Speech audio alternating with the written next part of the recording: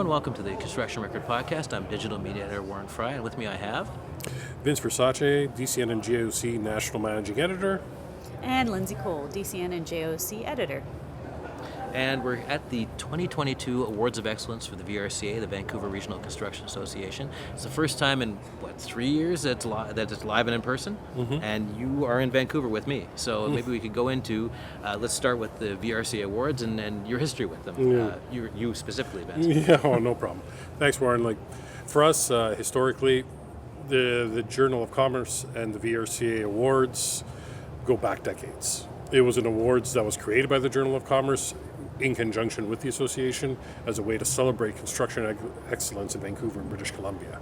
It was something our predecessors, our editors at the JOC saw fit and saw a need for, and through that partnership, it's grown. And it's impressive to see us all here collected again. You know what I mean? The VRCA had quite the task ahead of them with the pandemic, having to suspend stuff, trying to do stuff virtually.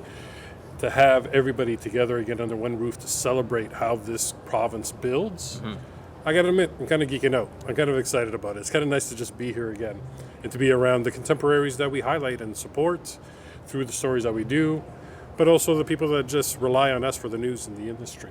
Right? So I'm excited to be here. I'm excited that the GOC continues its partnership as a media sponsor with the VRCA Gala. And for us, we got Lindsey here, and this is her first time out here. These folks have seen my mug now more than a few times over the years, so but it's great that you're here, Lindsey. At least I hope you think so. Yes, I absolutely think so. I think it's a privilege to be asked to present, and I appreciate it a lot. Both the confidence Vince gives me to present, as well as the VRCA's opportunity to do so. And I'm looking forward to seeing what shakes out this evening. There's a number of great nominees presented, and I think it illustrates the many talents of this industry. It showcases BC construction at its finest. We equate it almost to the Oscars for the industry out here. So I'm excited to see how things shape up. No, for sure. You're not just going to be attending these awards, you're also going to be presenting an award. So maybe you tell us about that. Yeah, I am presenting the 2022 Manufacturer and Supplier Award. Again, I think it's a privilege to speak about it. And, it's always... That category in and of itself is interesting as well in the industry. That's what's great about these awards is they cover the gambit of almost every sector that we see in the industry. So, manufacturing, supplying, trades, mechanical, electrical, you name it. Those are all elements that are so important and vital to each and every project. And I think that's a really great way to showcase just what goes into these massive projects. And on top of that, too, there's the awards that are of excellence recognizing individuals. Yes. You know what I mean? Women in construction, young people that make connections with young people in the industry. It's a true celebration of the efforts of this industry to keep making it moving it forward and keeping it progressive. So I'm always excited about it. For myself, I'm lucky enough once again, in all the years I've been here, if this is the Oscars, I get to present the movie of the year, the last award of the night, Best Picture. In the past, I've been able to actually do equating the Best Female Lead, Best Male Lead. Basically, it's, for what it's worth, it's the General Contractor Awards. And this year, I'm presenting the last award of the night for General Contractor Awards for projects over $50 million.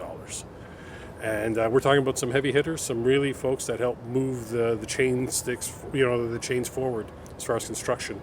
And I look forward to presenting it, and it'd be great to see Lindsey up there presenting for the first time. I hope this is something we're going to continue to do, having her out here.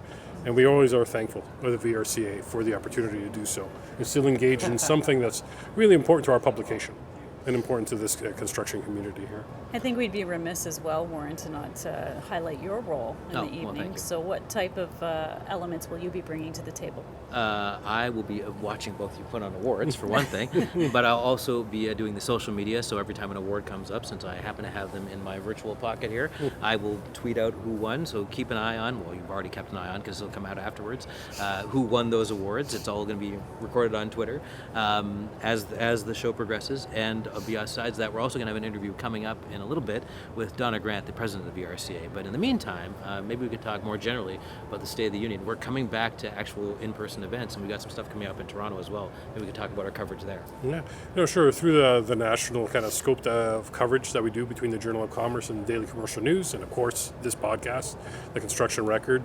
In Toronto, we have some heavy-hitting events. There's the P3 conference, kind of the national P3 conference that's going on. We've been engaged in that for quite a few years now. Mm-hmm. One time we actually used to put out the publication of the conference while we were there, the P3 Daily Reporter. You and Lindsey and the team doing an impeccable job. You know what I mean? Telling that story. And the P3 story this year is an interesting one. So I'm going to be looking forward to what you guys come back with.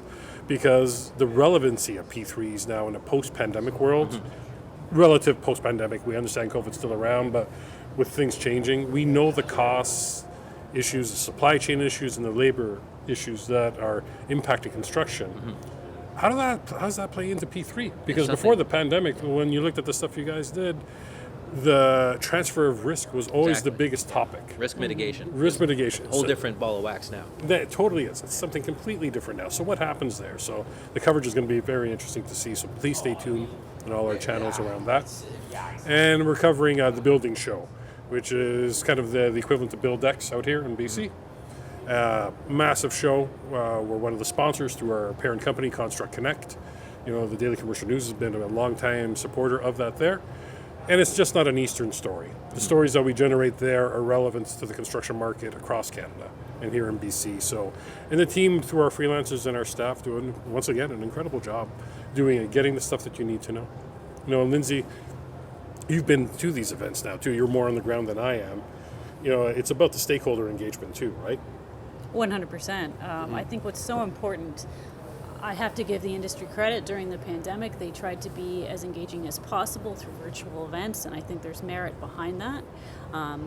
But it will be absolutely awesome to be able to, network and see people in person and see what the stakeholders have to say. I know P3's got a very good lineup ahead of it, and the building show does as well.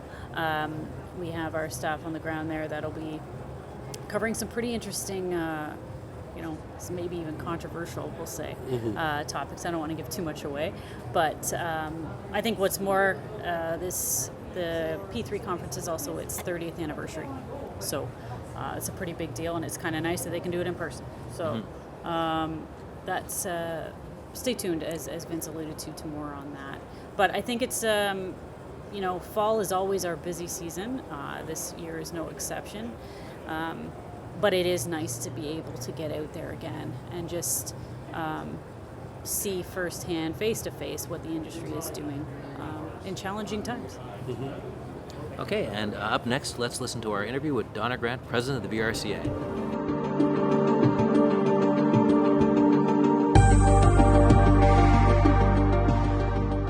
I'm here with Donna Grant, president of the Vancouver Regional Construction Association. And we are at the 2022 Awards of Excellence, which is the first in-person one since 2019, well, actually, I think? No, since March 2nd of this year. Oh, okay. Yeah, but right. it had been since before COVID was the last one previous to that. But this is the first one where the gold awards, I guess, are being given No, out. we did the whole shebang March 2nd, okay, but we're doing it again right now. Never mind. Okay. The one in March had been postponed from the year previous. Right. Oh, of course. Yes. Yeah. Yes. Absolutely. Yes. But this is weird to be in person like this again. So we can address the elephant in the room. Mm-hmm. Yeah, I mean, but it's lovely. Everybody's so ready for this.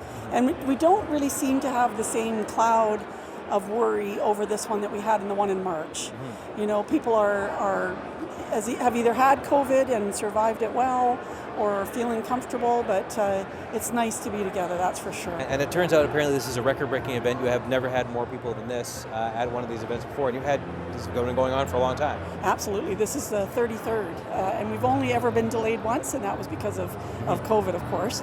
But we've got record-breaking. The house is full tonight. We've never had more people at our Award of Excellence Gala ever before. So, people are ready to get together and celebrate the industry. It's actually something that, celebrating construction, we just have started implementing our new 3-year strategic plan, and one of the 5 priorities for the association is to celebrate construction. During the pandemic, we were an essential service, but we were kind of some unsung heroes that kept the economy going in BC. So I think our members are so busy doing the next job that they don't necessarily have time to stop and shout from the rooftops all that they're doing, so the VRCA is going to do it for them. Exactly. I was just going to say, you are going to be doing that. So maybe you can kind of give us without giving away who's winning what, a preview of what's to come in this event. Yeah, well, we had 141 nominations this year, and then our unbelievable judges had presentations on all 141 nominations. And so from that, 2.8 billion in construction value, we're going to be awarding 17 gold awards tonight. And that's from the 51 silver award recipients that we hosted at our gala, silver gala, just recently. And like you said, people have been working through the pandemic, unlike a lot of other industries that couldn't. How much of that is reflected in this in the terms of, like, we've got big projects that have kind of come to fruition? How much of that is despite of or during the pandemic? Yeah. Well, this particular segment is projects that are from 2020 to 2022.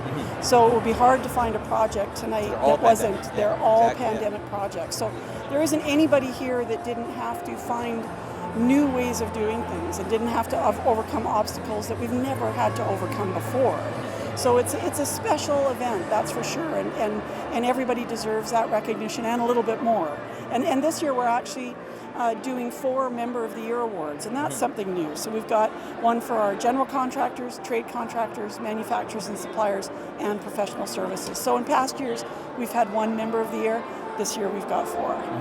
And you also celebrate stuff like safety awards and Women of the Year. Maybe we go into those. Yeah, so the Woman of the Year award, we have an award for our young construction leaders. We've got, of course, many safety awards, so important in our industry.